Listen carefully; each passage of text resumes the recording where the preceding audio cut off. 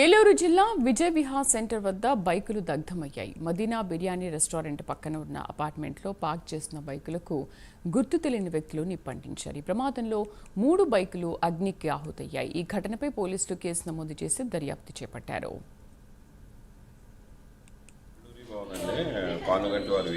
రాత్రి 1 గంట ఆ ప్రాంతంలో మొత్తం పూర్తిగా ఈ 2 బండ్లు కాలిపోయినాయి. ఒకటేమో సగం కాలింది. మేము ఈలోపు రోడ్డు మీద వెళ్తున్న అబ్బాయి లేపి అందరినీ ఆ వీడియో తీసి చెప్పారు.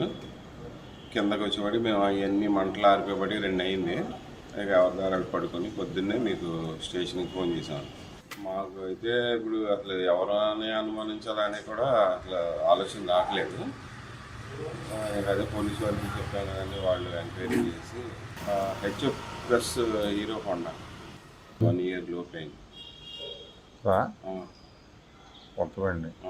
పక్కది బండి ఏంటండి? పక్కది గాంధీ గారిది ప్లెజర్ అండి, 7 పోర్షన్ అండి.